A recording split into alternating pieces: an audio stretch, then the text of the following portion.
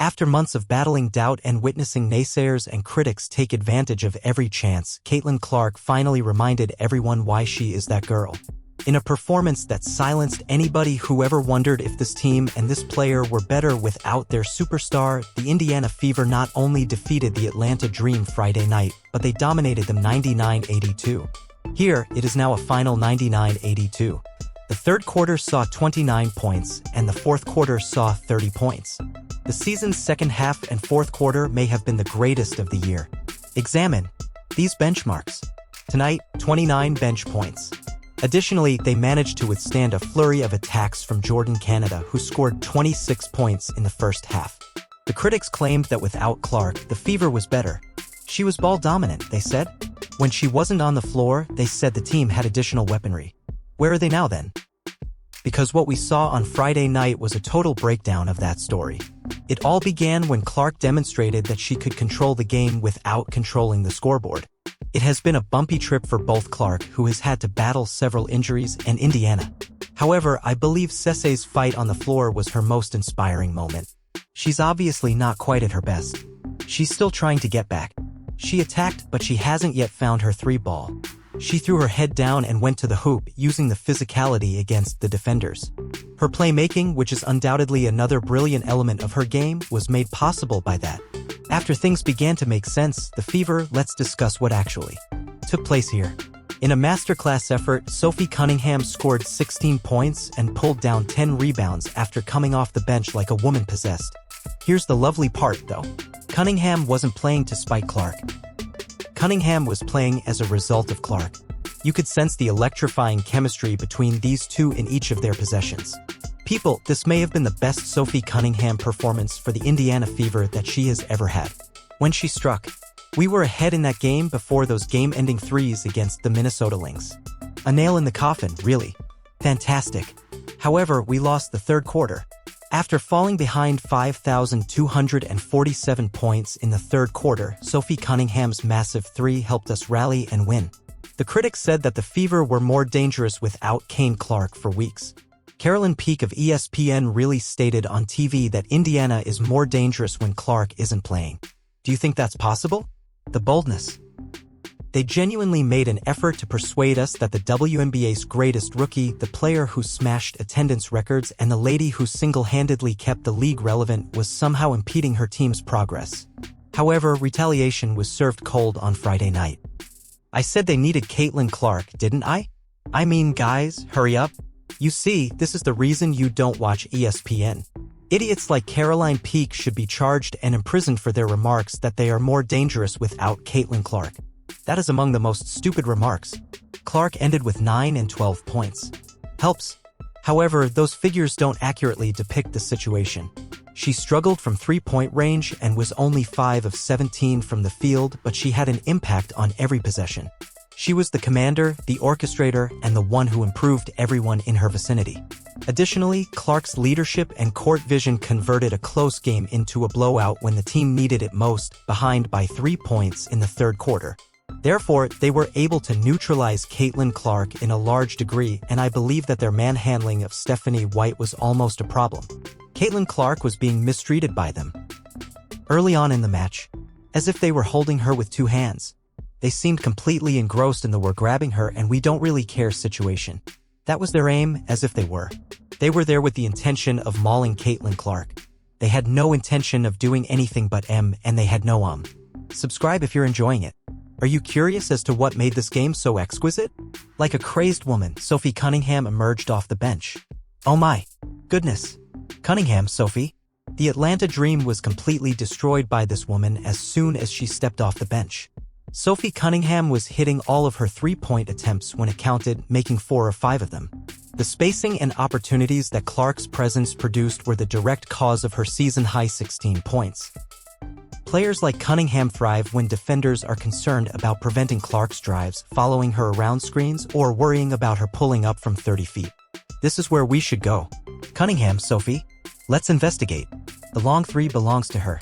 Way down. Boom. Way down. Boom. Overall, a really good performance. Tonight's second half was fantastic. Without a question. In the second, however, Stephanie White allowed the team to prepare. Here's what made this unique, though. The relationship between Cunningham and Clark. It was visible on the court. Each time Clark took the wheel and Cunningham was there, prepared to launch, kicked. She found Sophie for wide-open looks each time the dream attempted to fall apart on Clark. This is the result of having teammates that know how to complement one another and having a high basketball IQ. Sophie Cunningham is lovely because she understands. She is aware of her job. She is aware that the game alters when Caitlin Clark is playing. We play a different kind of basketball when Sophie is playing with us, as she herself stated. You play a different style on the court when she's injured when she's with us. It's not criticism. Basketball intelligence is that. That's knowing how to get the most out of your team. Hey, what do you know? Time is of the essence. It's been a second since I had my shoot, let me tell you. I just believe that we've had a lot of injuries for the team. There has been a great deal of movement. Well, it's a whole different team when C is playing. You know, we need to get back into the swing of things when she returns. She is an excellent player, but we must figure out how to engage her while maintaining. People are attractive. Well, you know, it felt nice to me at last. It was pleasant. My family is here, as I mentioned. It was nice to have my family present, including my sisters and best friends. I therefore felt that I ought to take action. Everything changed in the third quarter. With 3 minutes and 38 seconds remaining in the third, the team is 6,360 down. For the remainder of the quarter, the Fever kept Atlanta from making a field goal.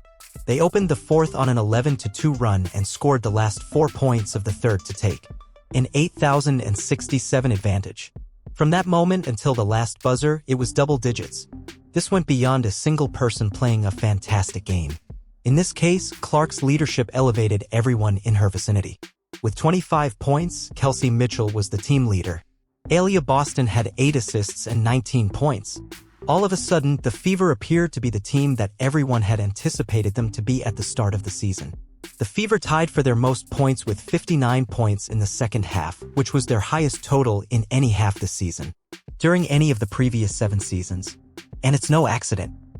When a player improves, everyone around her commands attention even when her shots aren't falling, and creates opportunities for teammates simply by being herself on the court. That's what occurs. We began playing in a fast-paced manner that made the Atlanta Dream adjust to our style. They found themselves against the ropes, and there we were, rather than us trying to counterpunch, Atlanta Dream. In the third quarter, Kelsey Mitchell slugged it out. Sophie Cunningham during the third period, slugging along. The fourth quarter for AB. Speaking of athletes who were unable to leave their mark, Brittany Gurrier was nowhere to be found. The same Brittany Gurrier, who has expressed her disapproval of the attention Clark receives and been outspoken about her sentiments for some league players, was completely mute when it counted. In a game where her team was in dire need of her assistance, Gurrier only managed a pitiful 10 points and 8 rebounds. Throughout the evening, she appeared irritated, particularly while facing Aaliyah Boston, as she only made 4 of 11 shots from the field. For someone who is meant to be this powerful influence in the paint, did little to garner attention for herself, which is surprising for someone who has been critical of other players receiving it. This is the same Brittany Gurrier who talked about "let's get it" on social media prior to the game, and then got thoroughly outplayed by a Fever team that was meant to be having trouble. This season, she's averaging career low figures. 5 points, 10. 1 rebound, 5 total. 2 blocks. And the reason was evident on Friday night. We didn't let up in the second half of this game. The gas. We stepped on the Atlanta Dream's throat. Kay Clark, roam free, fly like a butterfly, flap your wings, spread your wings, and watch the team fall. Instead of saying, "Whoa, there, a lassie," we told Kay Clark. We've been hearing the same old story for months. The Fever were better without Clark. Carolyn Peck of ESPN argued that because Clark was ball dominant, Indiana was more dangerous when she wasn't playing. When the Fever won a few games without her when she was out due to injury, that story became more prominent. But this is what actually took place. Clark missed the remaining 5 games due to injury, and the Fever went 2-3. They had trouble finishing games. They missed her crucial moments and playmaking. Additionally, they had the appearance of a squad lacking its top player, which is precisely what they were. The performance on Friday night provided the conclusive response to all of those criticisms. Clark demonstrated her value without needing to score 30 points. She demonstrated her worth without having to take 20 shots. She demonstrated that her influence extends well beyond the box office results, and that her presence makes every player better, and that it's only when she's on the floor that this team realizes its maximum potential. Who on the team is the best? They now demonstrate that even without Caitlin Clark, they are a good basketball team, but without Caitlin Clark, they are not a winning squad. They demonstrate that. All right? In light of this, they require Caitlin Clark. Caitlin Clark prepares her teammates for victory, sets up better passes and plays. They would have prevailed if Kayla Clark had participated in that game, I promise. Come on, I mean, what's lovely about performances like that is that the matchup would have been this? The ensuing quiet. The detractors are gone now. Those who said that the Fever was better without their top player are nowhere to be found. Where are the analysts who promoted the idea that Clark was preventing this club from progressing? There is nothing left to say, thus they are nowhere to be found. All of this occurs because of Clark, not in spite of her, as you witness Sophie Cunningham make 4 of 5 three-pointers, Kelsey Mitchell score 25 points, and Aaliyah Boston help with 8 assists. You can tell Clark is playing at a high level because she can have an off-shooting night and yet have total control over the game. She is more than just a scorer, she is a leader, a floor general, and a player who, simply by being on the court, improves everyone around her. There was Sophie Cunningham. We've been waiting for Sophie to play this kind of game. Her breakthrough performance for the Indiana Fever. The rebounds were enormous. In the first half of this game, she grabbed, I think, 7 or 8 rebounds. Okay, prior to her knocking. Here's what it is about Caitlin Clark that makes her detractors go completely crazy. She is well aware of her abilities. She lets her basketball speak for itself, so she doesn't have to prove anything to anyone. She simply goes out and reminds everyone why she is the face of women's basketball. When the haters start to pile on, the doubters start to ask questions, and the critics start to become loud. Clark was recovering from an injury on Friday night, but she was still not fully recovered, was still getting back into game form, and was still controlling the game flow. This season, she has been battling injuries. She occasionally misses games, but each time she returns, she demonstrates why the Fever are a very different squad when she is on the court. The good news is that Clark will only get better. The three-pointers will start to fall more frequently as she completes more games in a row, as she recovers, and as she becomes more accustomed to the chemistry of this squad. The supremacy will become even more obvious, and the score figures will rise. Every single player is freed up for frequent wide-open shoots by an aggressive Caitlin Clark. I'm not interested about the tough shots you have to make in this grit and grind basketball game. When Caitlin makes the team run, why would you decide to take tough shots? Everyone takes off running. Everybody moves. When Caitlin Clark plays like this, everyone eats. Everyone does. There's no need for Caitlin to. Caitlin Clark averaging 8 and 8 a game doesn't matter to me. It makes no difference. This is enjoyable. It's entertaining to watch. And the shot will finally begin to fall. It will eventually begin to fall. Because you remember that Friday night's events weren't just a victory. It was a declaration.